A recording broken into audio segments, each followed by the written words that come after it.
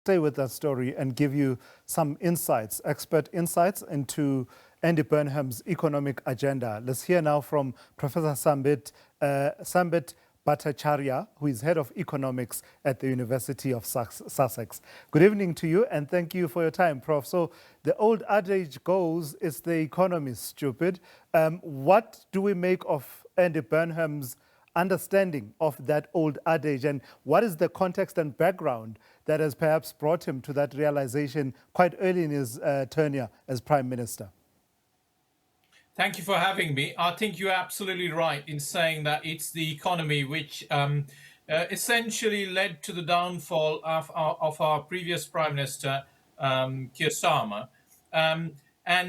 That's where it all went wrong. Obviously, there were controversies around appointment of Lord Mandelson as an ambassador to the United States.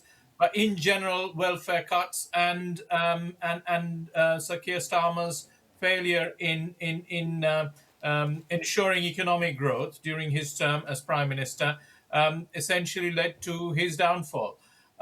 So that's basically the context. And in that context, Andy Burnham comes in with a success story in the city of Manchester as the mayor of Manchester, and also promising to bring back economic growth to the UK and reducing cost of living. So that's where Andy Burnham is starting. The challenges are quite significant for the UK economy, but we don't have any details yet. And we don't have any details yet, and my understanding is that we'll start getting a bit more of the detail on Tuesday, his first full day as Prime Minister. But already we've gotten a sense of the direction he's seeking to strike out. For instance, the whole issue around reindustrialization of Britain, but also talking about the cost of living that you mentioned. Can the promises that he makes stand up to scrutiny? And still keep true to the fiscal discipline that he says he will keep to? Well, it's a tightrope, I think, Prime Minister Burnham and his government would have to walk. But that said, it is certainly achievable in a sense that, sticking to the fiscal rule while offering benefits to the consumers on the demand side in terms of, ensuring price stability with regards to energy, infrastructure and transport prices. And also his promise of building more houses, increasing house supply and addressing the housing crisis up and down the country. These definitely hold promise, and if done, carefully and properly, then they have the potential of creating jobs and bringing back economic growth in this country. However, it's not easy. Devil is in the details. Yeah. Let's talk about this idea of re-centering the state. And I'm using my own phraseology in all of this. Re-centering the state in the provision of certain services, social services, health, and the likes. Is there a sense that this is what Britons want?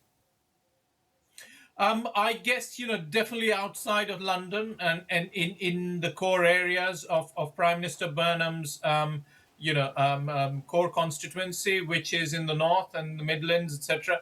I think this would be popular, and also other parts of the country, such as Scotland, Wales, and Northern Ireland.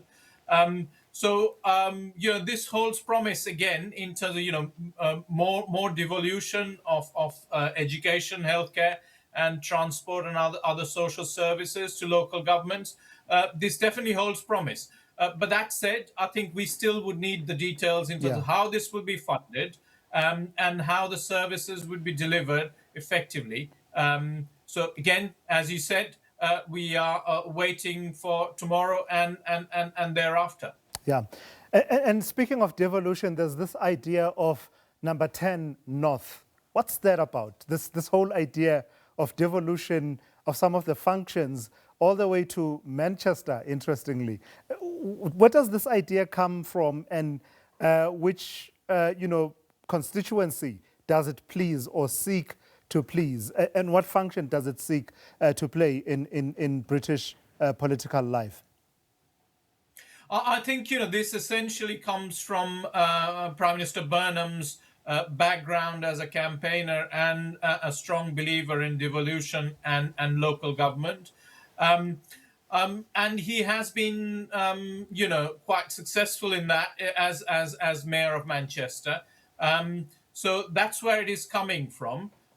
Again, that said, a number 10 in the north, what powers would be transferred and how the governance structures would be designed for this to be effective, both not just for the north but also for the entire country, is yet to be seen. Early days, but interesting ideas. Again, but that said, devil is in the details. Let me ask you a punter's question as a parting shot, Prof. Will we see Prime Minister number 8 of the United Kingdom within a decade? Well, I mean, I guess that's a fair question, and political instability has been a serious challenge for Britain. Since the Brexit vote, I would say, and we have had significant transfer of governance responsibilities and several different prime ministers. It's a critical moment for Britain as a country. There are significant economic challenges, there are political challenges within, and these would need to be tackled in a measured and effective way. Prime Minister Burnham has the background and also the public support, in a sense that he obviously came victorious in a constituency which had quite significant opposition support, and so he's coming into the job with quite a lot of support and goodwill from the British public. So I guess most of us will wish him success, but we will wait and see how this will pan out. Another failure would definitely mean that be it through general election or through internal transfers of power, etc. We can expect further political instability. All right, Prof, let's leave it there for this evening. And thank you for your time. Professor Sambit Bhattacharyya joining us there. He is the head of economics at the University of Sussex. We take an interest because the United Kingdom is one of the major trading partners for countries such as South Africa. So that's part of the story that you are hearing in the background.